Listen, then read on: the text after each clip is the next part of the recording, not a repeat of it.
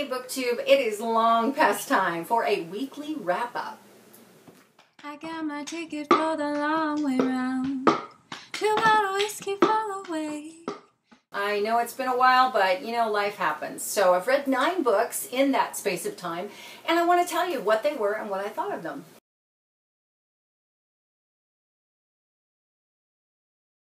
So the first up is Mystic City. This is book 1 in the Mystic City trilogy. It's by Theo Lawrence, and I actually read this book.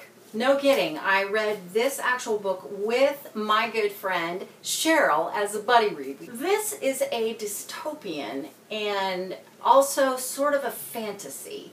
Yeah, it's kind of a futuristic Manhattan, and the main character, Eyre, is the daughter of a mob boss, and she's in love with Hunter, who can do magic. Although the world building and the pacing were really good in this book, I thought that the general plot and the character development was kind of so-so. I didn't really like Eyre very much. She was kind of a wimp at first, and then I got ahead of her and figured a bunch of stuff out, which she didn't know, and I hate it when that happens. I don't like to be smarter than my heroine. But she did get a clue, and she did get very brave and very determined, and I was very proud of her by the end of the book. I liked her, and I will be continuing with the series. The next book is called Toxic Heart, and I think it has potential. I gave this book 3.5 stars, but I rounded it down to 3 because I just thought it needed a little more oomph to the plot. I read 2 ebooks. The first of those was Split Second by Kasie West. It's the sequel to Pivot Point. It's all about Addie. Pivot Point is about Addie, who is kind of a superhero. She has a superpower where she can look at 2 choices and foresee the outcomes. So she can make a very well-informed decision about which choice she wants to make. So that being the case, Pivot Point was all about 2 choices that she had. She explored those choices, made a decision, and at the beginning of Split Second, we pick up where we left off in Pivot Point. And she is now living out one of those choices. She has a best friend named Layla. So the story is told from 2 points of view. Addie's point of view and Layla's point of view. And it's basically just an adventure. There are some characters that are introduced that were in Pivot Point, but they're kind of expanded on. There are a few new characters. It's a lot of high school drama. It's very cute. It's very entertaining, and I liked it a lot. I would recommend this series, and I gave it 4 stars. The other ebook I read was called Carrier. It's by Tibbets. It is book 1 in the Line series, and it was an e-arc that I received from NetGalley. It came out on June 16th. Great book. Great book because it deals with a subject that is very pertinent to and relevant to our world today, and that is sex slavery. It's a dystopian new adult book, and it's new adult because the protagonist is 22 years old. The Line in this book is a government-sanctioned brothel. The girls in it have no choice about being on the line, and Naya in particular was sold onto the line when she was 13. So since she was a young girl, she's known nothing but sex slavery. They are sterilized when they come in, so when Naya becomes pregnant with twins, it's completely like, how did this happen? Well, she's released into mainstream society with the condition that she has to find a replacement for herself, or she and her babies will have to come back to the line and bad things will happen. She has no idea how to function in mainstream society, and the area to which she is released is the inner city, so they're not the most savory of characters that live there. She never considers herself a victim. I loved that about this protagonist. I love that about her. She always was looking for a way to solve her problem, and she does meet some people that want to help her and get out of this world that's run by this corporation, and everything is monitored, everybody is monitored, you know. So there's a big adventure that happens, but Naya is very reluctant to trust people for obvious reasons, and men in particular. I loved this protagonist. Like, I'm not sure I can say that enough times. She never wallowed in self-pity. She was always very self-possessed and willing to address her problems and solve them within the capacity that she was able to, you know, considering her circumstances. I think it's a really, really important issue that needs to be addressed today, and I'm glad I found a fictional work that does address it. The end of the book, in the acknowledgments, Tibbets gives you some organizations and ways that you can get involved if you like. I gave this book 5 stars. I thought it was well written. Love the world building, even though it was very bleak. The pacing was kind of moderately good, but I still liked it. All things considered, I think it deserved 5 stars. The rest of the books I read were all on audio. The first of those was On Dublin Street by Samantha Young. This is narrated on audio by Paula Costello. Cannot say enough good about this narration. This woman can do a Scottish accent like, oh my gosh, it's so authentic. I was so impressed. She narrated from the protagonist's point of view, the main character's point of view, whose name is Jocelyn. And Jocelyn is an American living in Edinburgh. So the bulk of the characters spoke with a Scottish accent, except for the main character. And I loved this book. Jocelyn is very emotionally damaged, but she's also, as such, she's very wisecracking and very funny. She moves in with Ellie, and Ellie has a brother named Braden. So it's the story of Jocelyn and Braden's relationship. This is new adult contemporary, so it is your typical romance with its angst and drama. It was more realistic than not, honestly. Jocelyn lost her family, so she thinks she's going to screw up every relationship she's in. She's very emotionally distant from people because when you get close to people, people can hurt you.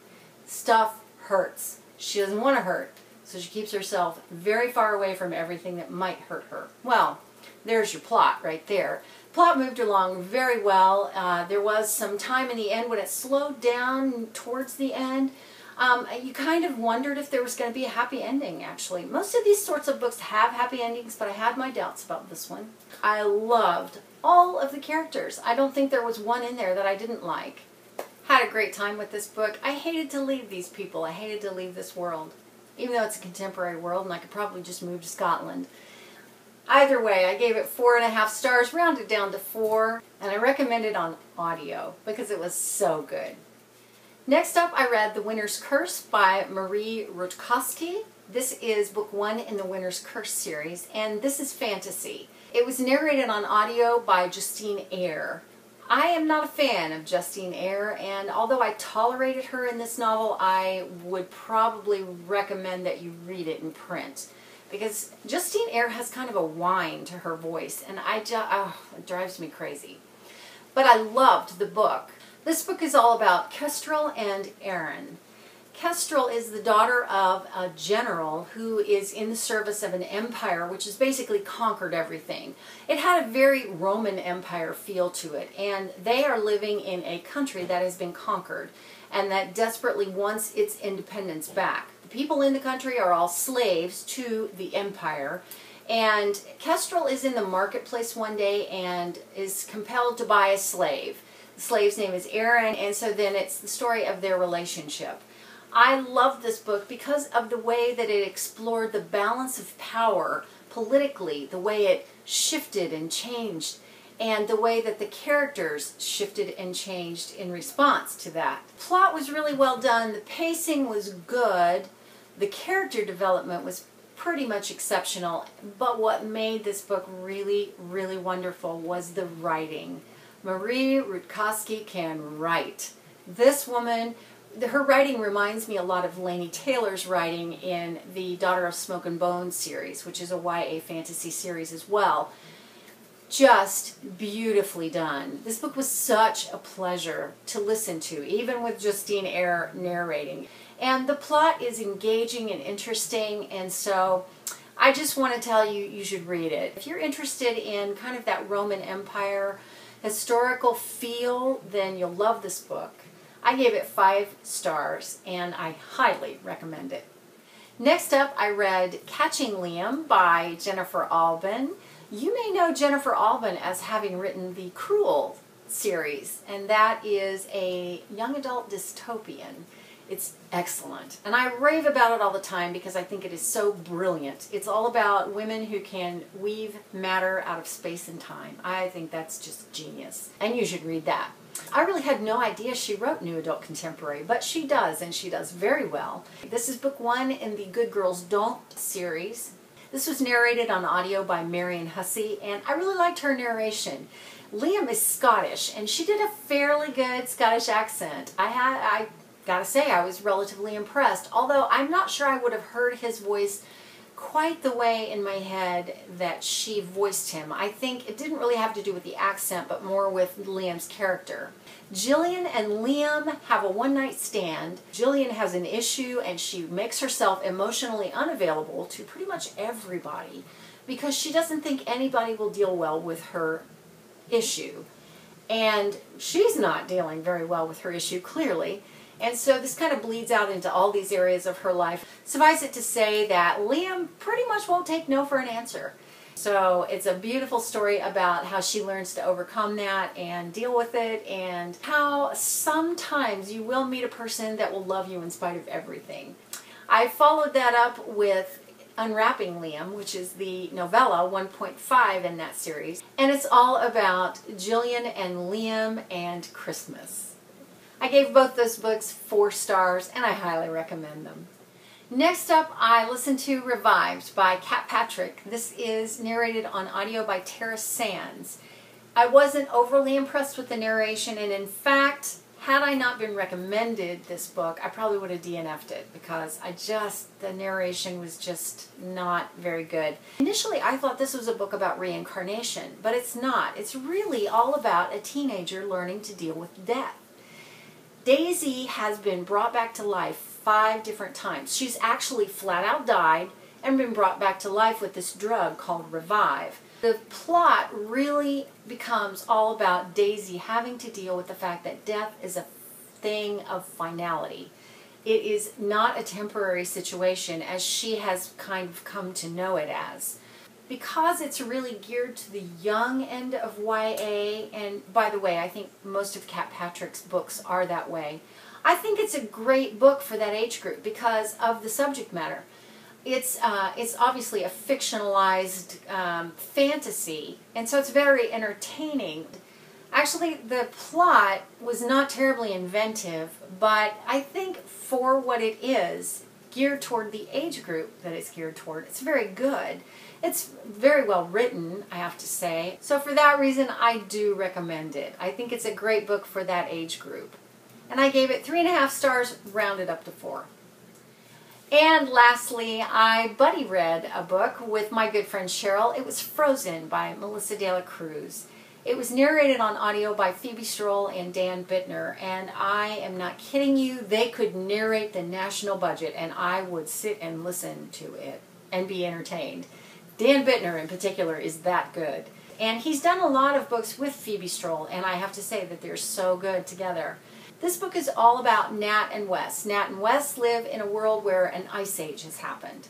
It's got to do with global warming, so it's set in the future. Nat is a special person with special powers who escapes from her special person place where they're doing things to all the special people.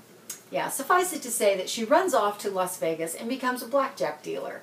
This is a temporary situation for her because she wants to get to the kind of utopian kind of place where all the special people live. And Wes is a former soldier. He is not in the military anymore, and he has a little group of guys, and they have kind of gone the way of mercenary / smuggling. And so he has a ship. He's kind of a Han Solo type, so he has the ship, and Nat needs a way to get where she's going, so she hires him. The world building in this book is really good. I was relatively impressed with that. The plot does slow down a little bit in the middle, but it really has more to do with what's happening in the story, and it's not that you get bored, it's just that that part of the story needs to happen the way it does, and so it does slow down a little bit. But it has a great ending, cliffhanger. Oh my gosh. The series is called The Heart of Dread, and I am really interested in getting the next book. I gave this book 4.5 stars, rounded down to 4, and I highly recommend it. So that's it for now. I will probably be back not only with Friday Reads, but with another book haul, because I bought more books. Yes, I did. Like I don't have enough, but anyway. I will see you next time. Thank you so much for watching. When I'm gone, you're gonna miss me when I'm gone. You're gonna miss me by my hair. You're gonna miss me everywhere. Oh, you're gonna miss me when I'm gone.